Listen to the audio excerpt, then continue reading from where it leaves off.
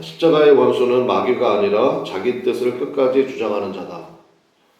십자가의 원수는 마귀가 아니라 자기 뜻을 끝까지 주장하는 자다라는 제목으로 하나님의 말씀 증거하도록 하겠습니다. 성도의 실력이 있습니다. 성도의 실력이 어디에 있습니까? 분쟁을 해소시키는 능력에 바로 성도의 실력이 있다라는 것입니다. 그래서 저분 참 기도 많이 해, 성경 많이 알아, 또 예수 믿은 지 오래됐어. 뭐 그런 건 다 중요하죠. 근데 그것이 입증되고 또 증명되는 하나의 사건이 있다 그러면 분쟁을 해소시키는 능력입니다. 참 교회라는 것이 그렇지 않습니까? 뭐 출신 배경도 다 다르고, 그 다음에 뭐 집안 환경도 다 다르고, 뭐 성격도 다르고, 외모도 다르고, 참 그런 분들이 한 자리에 모여 있잖아요. 이게 참 분쟁이 어떻게 보면은 당연히 생길 수밖에 없는 그러한 것이 교회일 수 있는데, 마이크 볼륨 좀 줄여주셔야 되겠다. 근데 그것을 해소시키는 능력이 바로 성도의 실력. 그러니까 기도 많이 하시는 분들, 그 다음에 주의 말씀을 사랑하는 분들을 통해서 결국 드러나는 것이 뭐냐?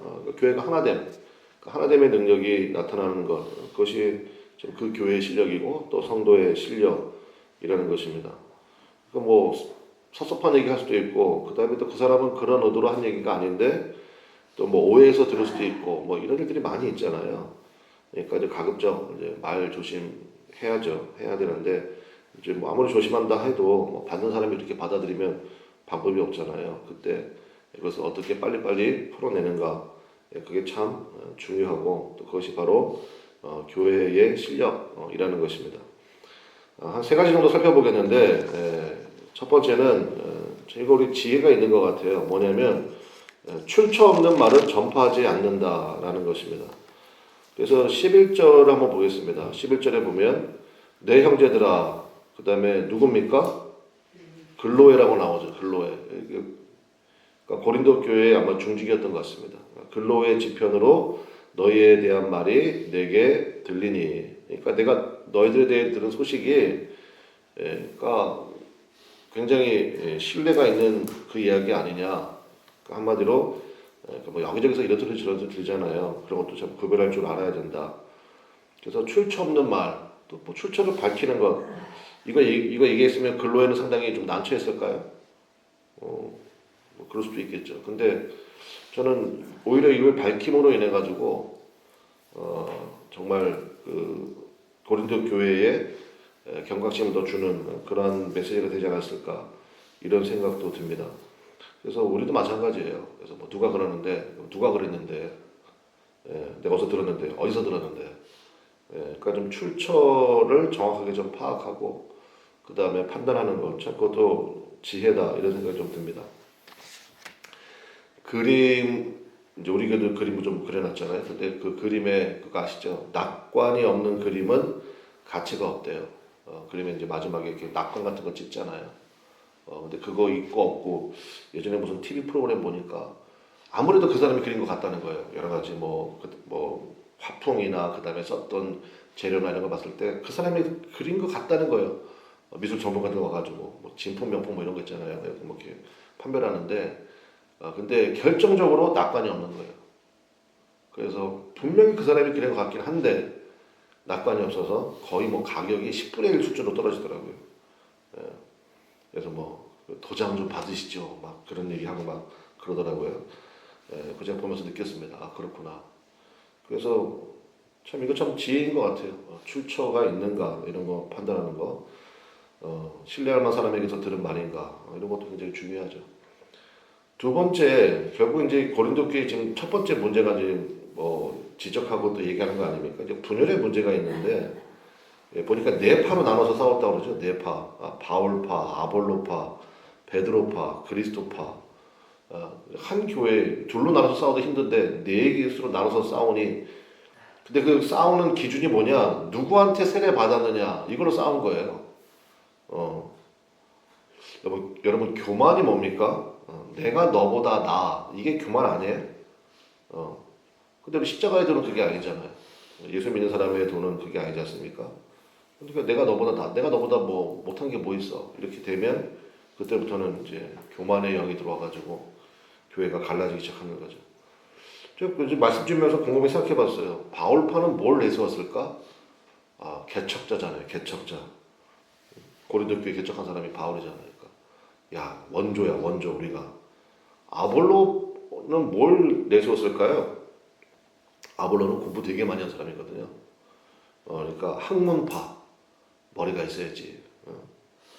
예수 믿는데도 머리가 필요해. 그랬고, 아볼로파. 베드로파는 뭐겠습니까? 정통파겠죠. 그죠? 정통파. 예수님의 제자 가운데 수제자야. 열쇠를 누구한테 줬게? 베드로한테 줬잖아. 그러니까 베드로파야. 베드로가 정통이야. 그 다음에 그리스도파는요. 전 이거 같아요. 직통 계시파. 직통 계시파. 내가 보니까 제일 위험해. 그리스도파가. 그러니까 이런 식으로 네 파로 나눠가지고 싸웠다는 것입니다. 그래서 각자가 자기의 주장만 내세우는 거예요. 교만한 거죠. 우리 이게 합쳐졌으면 얼마나 좋았겠습니까? 그죠?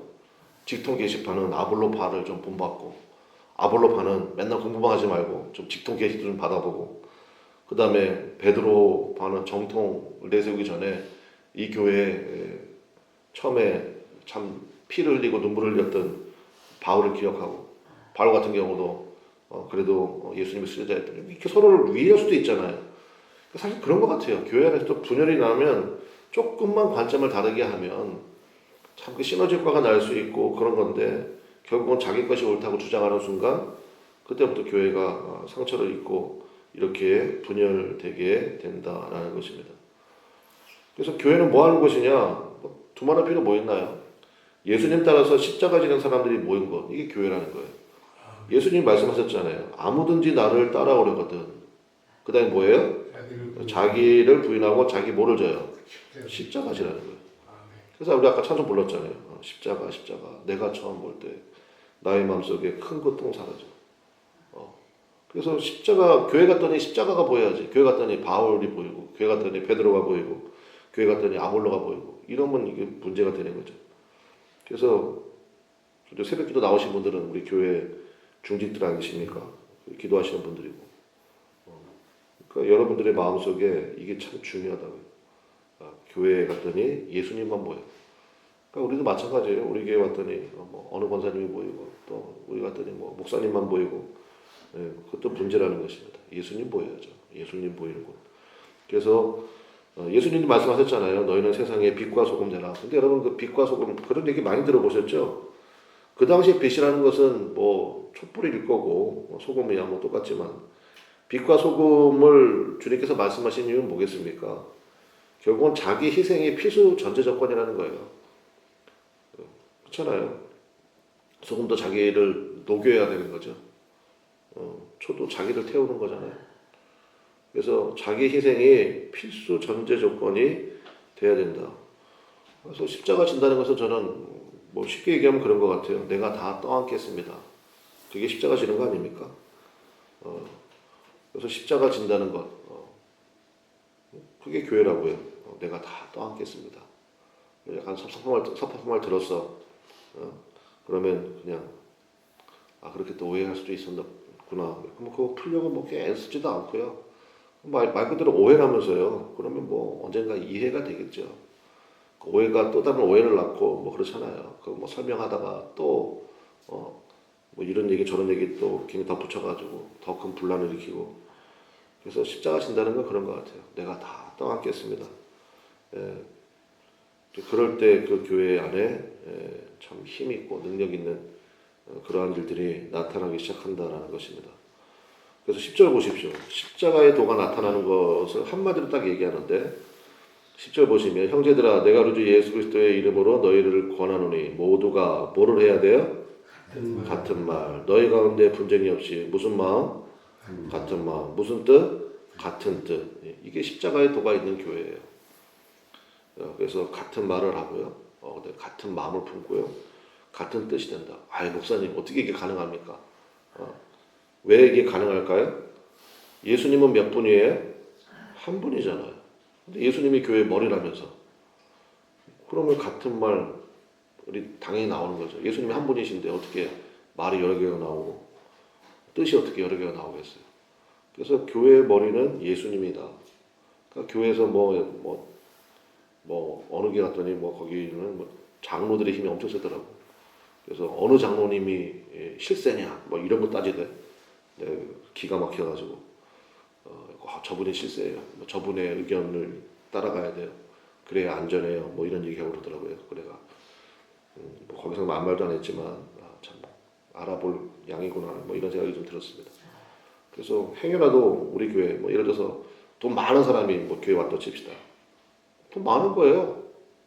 그지 그 사람이 뭐 좌지우지하고 뭐 그렇게 되면 되겠어요 교회가? 그거 안 되지. 그 사람 영혼을 위해서도 안 돼요. 그거 안 된다는 것입니다.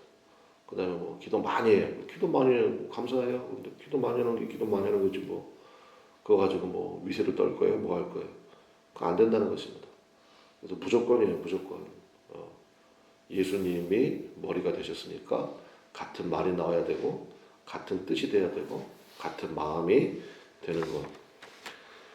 그 축복이 블레싱이잖아요. 그래서 요즘에 보니까 이번에도 우리 시중에 돌잔치 가고 가니까 거기 뭐 블레싱 데이 뭐 이렇게 써 있고 막 이렇게 돼 있더라고요. 그래서 그 축복, 블레싱이라는 단어인데 그 블레싱이라는 그 영어 단어 보면 그게 원래 블리드에서 나왔다고 그러더라고요. 블리드가 뭐냐면 피 흘리다 뜻이에요. 그래서 저는 그 참 의미가 있는 것 같아요. 그러니까 누군가는 피를 흘리는 거죠. 십자가가 사실 그 희생이잖아요. 그래야지 거기에 블레싱이 있다고요. 오늘 설교 제목 그거 아닙니까? 십자가의 원수는 마귀가 아니라 자기 뜻을 끝까지 주장하는 거. 나는 바울파, 나는 베드로파. 이거는 뭐 죽었다 깨어나도 변하지 않아. 그게 십자가의 최고의 대적이라고요. 그때부터 교회에 하나님의 역사는 사라져 버리고 인간 냄새만 나고 사람 냄새만 나고 인본주의가 판치고 사람 눈치 보기 시작하고 거기 뭐 하나님의 역사가 어떻게 있겠습니까? 그래서 정말 우리들의 마음 가운데는 오늘 정말 이 사도 바울이 얼마나 가슴 아프겠어요. 자기가 1년 6개월 동안 먹으면서 세웠던 교회인데 그 교회에서 소식이 들어왔는데 교회가 날로 부흥하고 있습니다. 정말 주님만을 더 따르고 있습니다. 이런 소식이 들려와야 되는데 글로의 표현으로 어제 말씀드렸잖아요. 바울 선생님 큰일 났습니다. 진짜 큰일 났어 내가 보니까 교회가 내 바로 쪼개져서 싸우지. 그 다음에 뭐 내일 살펴보겠지만 또 뭐 음행의 문제가 뭐 사도 바울이 막 한탄하잖아요. 야, 내가 여러 가지 음행의 얘기를 들었지만 그건 내 세상에서도 들어본 적이 없는 음행의 문제다. 뭐라고 그래 사도 바울이? 당장 내쫓아라. 뭐 이런 얘기도 하고 막 그러거든요. 그래서 내쫓는 게 맞나? 어쨌든 그런 생각이 들기도 하는데, 근데 뭐 때로는 그런 강력한 치료도 필요하다고 생각합니다. 뭐 내일 얘기하기로 하고. 그래서 결론이 뭐냐? 31절이에요. 31절. 그 이야기를 하면서 31절에 우리 한번 같이 읽어보겠습니다. 시작. 기록된 바 자랑하는 자는 주 안에서 자랑하라 함과 같게 하려 함이라. 아멘. 자랑하는 자는 뭘 자랑해야 됩니까? 주님 안에서. 이게 무슨 뜻일까요? 하나님의 능력이 되는 십자가의 도를 자랑하라는 거예요. 십자가의 도를. 십자가의 도가 뭐냐? 18절 보세요. 18절. 가장 중요한 말씀이니까 한번 읽어봅시다. 시작. 십자가의 도가 멸망하는 자들에게는 미련한 것이요 구원을 받는 우리에게는 하나님의 뭐라고요? 능력이라고요. 그러니까 십자가 지는 거 내가 다 떠안겠다. 내가 블리드, 피 흘리다 이런 거라고 했잖아요. 내가 희생하겠다. 그럼 거기에서부터 뭐가 나타나기 시작합니까? 하나님의 능력이 나타나기 시작한다는 것입니다. 그리고 24절 보세요. 오직 부르심을 받은 자들에게는 유대인이나 헬라인이나 그리스도가 십자가를 지시니까 그리스도잖아요. 그리스도는 그 다음 같이 가보겠습니다. 시작. 하나님의 능력이요 하나님의 지혜니라. 그러니까 십자가 자랑하라는 얘기예요. 그래서 너희들 가운데 십자가가 없잖아. 그러니까 서로 옳다고 싸우잖아. 그러니까 교회가 정말 교회다움의 모습이 다 잃어버렸잖아. 목사 섬기라고 그러고 뭐 하라고 그러고 그냥 엉망진창이 되어버렸잖아. 그거 굉장히 너무 가슴 아픈 거 아니에요? 그래서 그리스도 예수님이 계신 십자가의 능력이 있는 곳 그곳에 참된 하나님의 능력도 나타나고 하나님의 지혜도 나타난다라는 것입니다. 그래서 여러분 우리 마음속에 그런 게 있어야 될 것 같아요. 오늘 말씀을 듣고 이제 그래 하나님 제가 주님의 십자가 끝까지 붙들겠습니다. 그 무슨 얘기라고요? 내가 다 떠안겠습니다. 내가 피를 흘린 한이 있어도 하나님 정말 교회의 교회됨을 위하여서 제가 헌신하겠습니다. 말 그대로 십자가가 지혜와 능력으로 보이니까 그러는 거 아니에요? 근데 뭐 누구는 성질 없나? 그 다음에 왜 나만 당하고 있어야 되나? 왜 나만 이것을 해야 되나? 왜 다른 사람들은 안 하는데 나만 이렇게 헌신해야 되나? 막 나만 뭐 손해 보는 것 같고 그게 여러분의 신앙의 사실은 시금석이라고요. 자기 자신을 내가 지금 신앙이 바르게 하고 있는지 아니면 좀 문제가 있는지. 저는 참 교회 안에서 이게 자존심 내세우는 사람 보면은 저는 그게 딱 보이는 것 같아요. 자존심을 내세운다? 그러면 모르겠어요. 제가 보기엔 그래요. 판단이 딱 되는 것 같아요. 아직 예수님의 십자가를 못 만나셨구나. 기도하죠. 제대로 만나기를. 근데 참 저희 교회 보면 제가 제 아내하고도 뭐 그런 얘기 했었는데 참 하나님의 때가 됐구나 이런 생각이 좀 요즘 많이 듭니다.